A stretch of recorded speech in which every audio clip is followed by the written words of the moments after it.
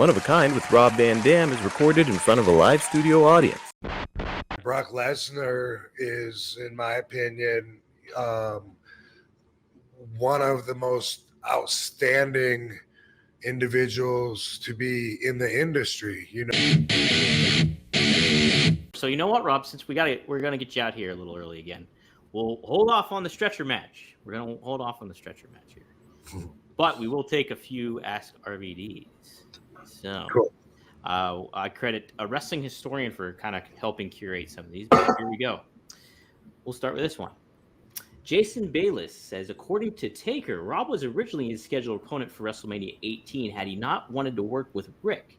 I was wondering, did Rob ever hear that, and what kind of match do you think he and Taker could have delivered at WrestleMania? Did you ever hear anything about that, Rob? I don't recall ever hearing that. If I had, then, I just let it, Mm-hmm. But I did wrestle him a lot.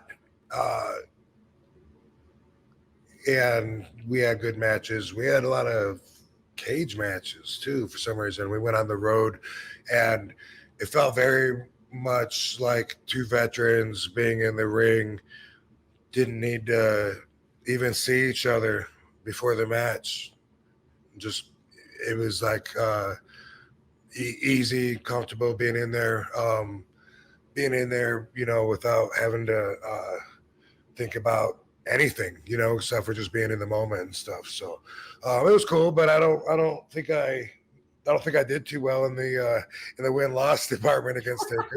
Who does against Taker though half the time, Brock Lesnar's the only one that kind of fucking have his number. So what do you think about that streak? The streak ended. Has anybody ever asked you about that? The streak that kind of coming into play. Would you let his legacy kind of live on, or would you have been like, let him pass it on to somebody else in a certain way? I thought that it was cool.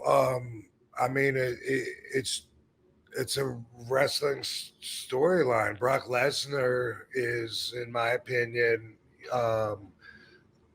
one of the most outstanding individuals to be in the industry. The fact that he could be the UFC champion at the same time and legitimately brag about being the toughest guy in the world because he sat in that seat. That was so good for the business, and he's so good for the business.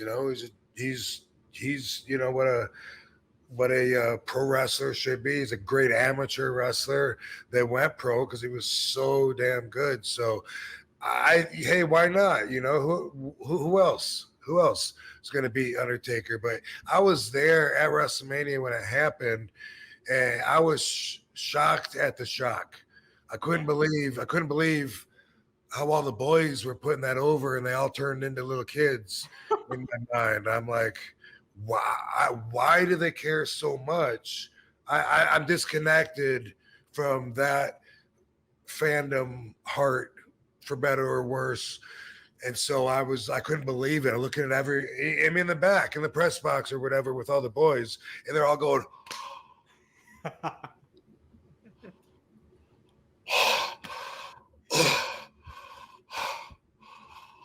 what?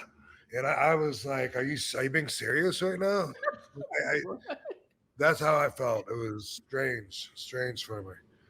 Well, you know what though, Brock, at that moment in time, he was pretty cooled off. Like, people expected him when he came back and stuff. He was intense because he destroyed Cena, all that stuff. But I remember at the time being like, I was like, Brock's gonna lose, and like it's just another fill gap for Taker and stuff like that.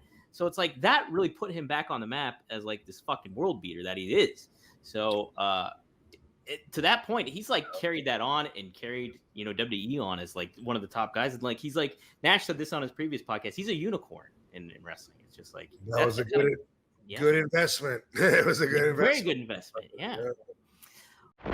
Well, who stood out to you, like first impression wise, like just from a personality standpoint? Who was like kind of like, I could definitely roll with this person or ride with this person at some point, if you're on the road again. Yeah, almost everybody, they seemed really, really appreciative, and if you saw the pre-tape, the walk that we did when I had the card, and The card. Yep. those two dudes, the Boone or Boog, big Oh, giant. Rick Booge. Yeah, Rick Booge. Yes, Yep. those him and his partner, they were super cool, you know, and the guy, man, um, I can't remember his name, but the guy with he has like short blonde hair, like a military cut, and has like a psycho look in his eyes. Oh, And Dexter Loomis. thank you, yeah, Yep. yeah. Dexter Loomis. You Sam know, I Chalk got was to in know on those that. guys for a while, you know, and they were really cool, you know, and all the LWO guys, you know, they were all like real, and I didn't even realize that one of them was Xeon, not Eon, Yeah. Xeon. Yeah, Yeah. I'm a Xeon. Is that it? Or something like that? Xeon Ion. Zima Ion. That's it. Yeah. So I worked with him a lot in Impact, you know, a long time ago. So that was cool. But you know, cool to see Paul Heyman, you know, Yeah. and didn't see Vince, saw Triple H, you know, he's the boss there now, and he was cool. You know, one thing that sticks out is I saw Brock for a minute. He was leaving, you know, when I was kind of crossing paths, and hey Brock, you know, and said hi to him, and man, he's bigger than I remember. He looked like a giant. Yeah. Maybe he had cowboy boots on, you know, thinking about it right now, but man, he just looked like reminded me of maybe like of the Bigfoot action figure that I used to have to go with my $6 million man. That was a long time.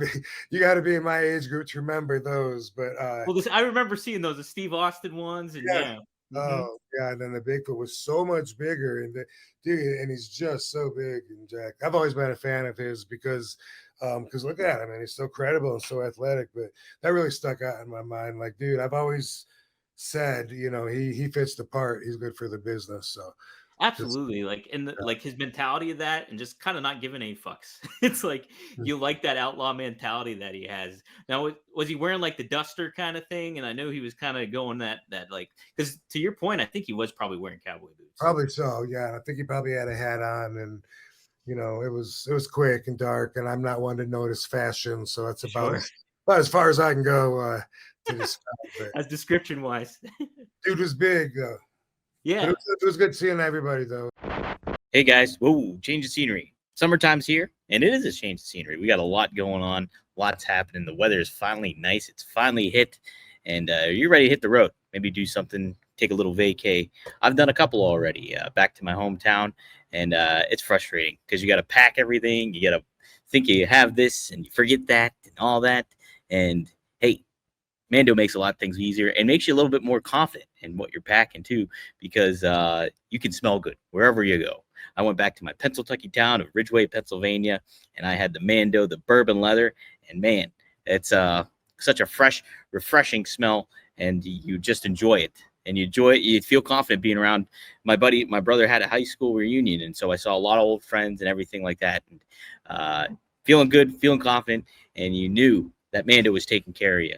The stick is one of my favorite products. I like the bar of soap that they do. And also, I appreciate the wipes too, if you're in a pinch or anything like that. But I also really, really like the deodorant spray that can hit you anywhere if you're in a pinch. And I did that a couple of times too while I was on the road and going and cooking and doing the vacation stuff. And Mando, you cannot beat it. And for the summertime, there's no better way to feel confident than go with Mando. You know, I think it's created by a doctor who saw firsthand how normal BO was being misdiagnosed. It's clinically proven to block odor all day and control odor for up to 72 hours. Mando and deodorant product options are the solid deodorant stick and the spray deodorant, like I mentioned. And so, man, you cannot get better than that. And Mando is perfect for new customers. It comes with a solid stick deodorant, cream tube deodorant, 2 free products, your choice, like mini body wash and deodorant wipes. If you can, I recommend getting the bar of soap, like I said, and free shipping. As a special offer for our listeners, new customers get 20% off site-wide with our exclusive code. Use code RVD at Shop Mando for 20% off site-wide and free shipping. SHOPMANDO.com. Please support our show and tell them that we sent you. Mando's got you covered. Perfect for your pits. Smell great doing it. Boom, Mando.